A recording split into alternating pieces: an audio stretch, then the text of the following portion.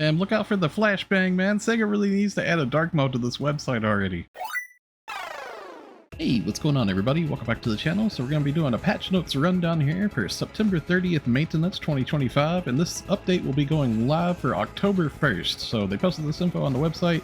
There's a lot of update info this week, so we're going to go ahead and just cover over some patch notes here. And it is supposed to end at the regular scheduled time of 4 a.m. Eastern time. So some of the things tonight's update's going to be bringing, there's going to be new mini story episodes, or for those of you that are interested into the story, we're going to have some new little mini episodes for that.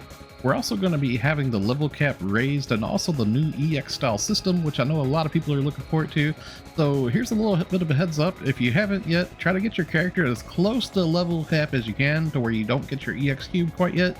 That way, so you're like level 105, almost level 106, so when you log in, you can just instantly have a jump on your leveling, right? So the new EX styles, I'm hearing a lot of people are saying like the new Blitz style is probably going to be the really good one.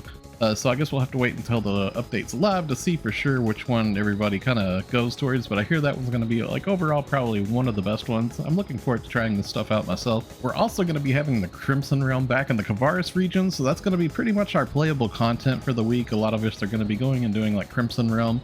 It should be alternating between the Lost Central and also Belaguna ruins. And we're also going to be having the new augments here for the Terra Trial. So in order to make the new capsule that we're going to have, it's going to be called Terra Trial. This is going to be a new in-game capsule.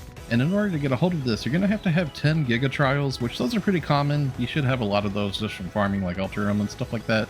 But you're going to have to farm up 50 of this new capsule item that comes from Crimson Realm, and that's going to be called Trial. And I'm assuming that it's going to probably drop from like all the enemies. Maybe they said that it's going to drop from enemies in the Crimson Realm, so it might only drop from like the driveress, like the Crimson Dog or whatever over there. So I guess we'll have to wait and see on that too for sure. And for those of you that are into creative spaces, they added in a lot of these like STIA build parts here too, which is really cool. I like these like aesthetics of these build parts here, so look forward to getting that if you're into creative space building. We also have some updates coming into line cards, so if you're into line strike, some new line card adjustments are going to be done to the game. They're actually saying that 8 of the current least used cards in the game will receive balance adjustments for their attack levels and more. So they're actually buffing some of the cards that was like least used, so I guess that's going to change things up a little bit for those of you that enjoy line strike. Look forward to this. And a pretty cool fashion update that we have here, there's actually a new face option that's getting put into the game here that you can see. There's actually going to be a new face type that you can use. So they're doing some various improvements and new features to the game. 3 improvements made to the item lab. So previously right now, if you go to enhance any of your gear, you can actually like over enhance. You can use more materials than you need to get like a weapon or an armor to like max grind. So they're making it to where it's going to warn you now if you're going to be like using like precious materials and stuff like that, so you won't like overfill and like waste your materials and stuff. So that's really nice to know. There's going to be a warning message for that. There's also going to be a warning message when an augment transfer pass is required for augment transfer. That way, so if you accidentally go to like transfer some augments and you don't mean to, wasting a pass, it's going to let you know that ahead of time. It's going to warn you that it's going to be using a pass. That's a really good feature. I know a lot of people have made this mistake before. They're also going to be adding a battle power filter for the loot so that you can actually like find your capsules easier when you're wanting to like augment your gear and stuff. They're going to be making improvements to the quest completion flow. So this means at the end screen, you know how it takes forever to see like what the clear time was, rank S or whatever, and then it takes forever as well for your drops to pop up. Usually most of us just abandon the quest really quickly. We have like a little shortcut set up to where we can abandon the quest. Well, they're making it now to where it should show all of that info a lot faster. Hopefully it's going to give it to us like instantly, because I really hate having to wait around like 30 seconds just to see what the clear time was. So they're also adjusting notifications for task completion. A dedicated window will appear when you complete task or title task.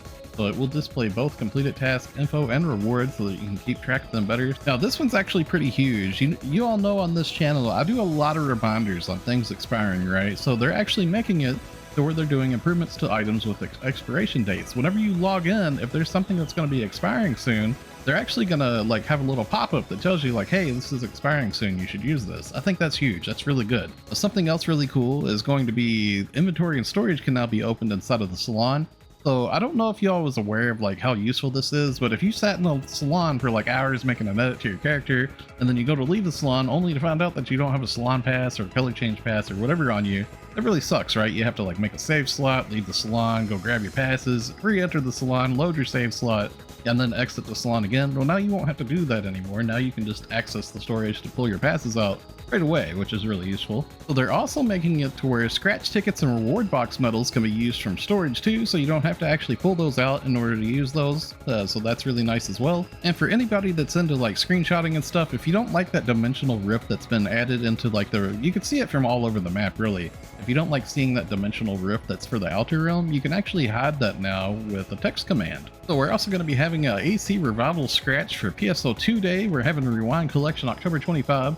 So speaking of which, it's actually pretty cool. Tonight with the update, we're going to be having PSO2 Day start. So as soon as Crimson Realm goes live, PSO2 Day is going to be happening too, so it's going to be really nice having that extra boost for a few days. They're also giving us another head start 10-a-day free SG scratch, so we're going to be getting a whole bunch of free SG scratches, up to 100 times free SG scratch, so you'll get a lot of items that you possibly want, or a lot of SG recycle badges, which is always good to collect. We also have a nice AC collab coming up, which is going to be the Guilty Princess collab, so that's going to be really cool to see. The AC scratch from this one looks like it's got some really cute outfits with it. There's a lot of like maid outfits and stuff like that. It looks really good. They showed a lot of this off in the headline, a lot of good emotes from it, line strike cards, backdrops, vital gauges, all sorts of good stuff is going to be in this collab, so looking forward to seeing the scratch when it goes live. So for players, they're adjusting potency of special equipment when the player's battle power is 4600 or greater, so that's going to be for like using like your cannons and your turrets and stuff like that. I guess it's going to really affect like different quests for using like turrets and cannons. They're also adjusting the ranger class with blight rounds, so like whenever you like blight like a pangolin for example, or any other enemy that has multiple parts, when a part breaks or a part switches, that blight round usually goes away, right? So they're making it now to where the blight round will still stay visible even after the part switches. And they're even adjusting like the lock on too, so like, you know, whenever that part gets hidden, your lock on will like change accordingly as well, which is nice. And for enemies, they adjust the hit detection of the attack boxes of boss enemies, Ams Kavaris and Ams Vera. They have also changed the graphics for the boss enemies High Renus and High Limadia. I don't know what that means, but that's something they're doing. So this is a nice change here for quest and fields. They're saying that the party invitation for join party functions can now be used in the Outer Realm exploration. I'm sure if you've done any PSE farming in Outer Realm, you notice that you can't actually like invite players. Now you should be able to invite players, which is a nice change. They're also changing some quests such that the quest result will now be displayed on the claim reward screen. Hopefully this means whenever I abandon a quest and I'm in the lobby, hopefully it'll still show the quest results so I can see like a clear time and stuff like that along with my quest rewards. I would really like that to be what this means. Because I like seeing like the clear times of like quests and stuff just for like recording purposes and just like time attack purposes. I think that's nice info to have. They're mentioning something here about changing stellar packs so that the smoke concealing them will disappear immediately after the trial collect stellar pack is completed. So it's kind of weird. We haven't had stellar packs in a really long time. I feel like it's been like almost 2 years or something since we've had stellar packs. So maybe that means we're going to see those again soon. That would be cool. So along with some of the mentions that I did earlier for the augment pass, it's going to ask you if you want to, it's going to confirm if you want to use an augment transfer pass. There's another enhancement lab thing that they're going to be doing that's really good, is they're actually making it to where inventory and storage selections will now be retained until the player leaves the add augments menu. So like if you're enhancing stuff, usually you got to go back and forth through the menus a whole bunch just to remember like what menu you saved to like get all like your proper fodder and like your augment capsules and stuff. It's really annoying. It's very annoying to try to like enhance gear sometimes.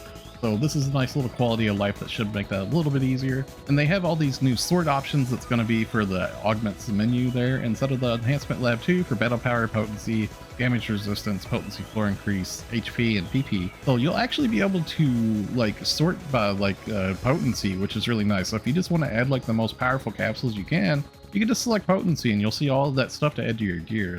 That's a really good change because we have so many capsules. It's very daunting for new players that don't know the names of all this stuff. So another change that they're doing here is they're saying that they're adjusting the pack item info in the ACSG shop so that descriptions regarding the pack details will be displayed. So I'm not really sure what this means yet, but I'm hoping that we'll be able to actually play like the stamp sound effects from the treasure shop, because that was like something that kind of goes along these lines. There's a lot of stamps that they added recently to the SG version of the treasure shop, and you can't actually hear what the sounds are from that. It doesn't let you preview those or anything.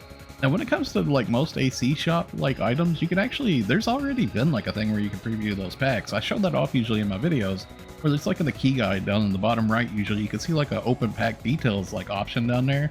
and it allows you to view like the contents of that. Maybe they're just gonna make that like more in your face, kind of less hidden, because it was pretty hidden before. I know a lot of people didn't know about that. This is another nice change too. Trial reward items will be added to auto sell drop items. So if there's like trial rewards that you want to auto sell, you'll get a little bit more Masetta from that, from auto selling. So they've updated the rarity of the 13-star armors for the notifications. So currently right now you can't like disable like 12-star like rarity from popping up, so you see that constantly.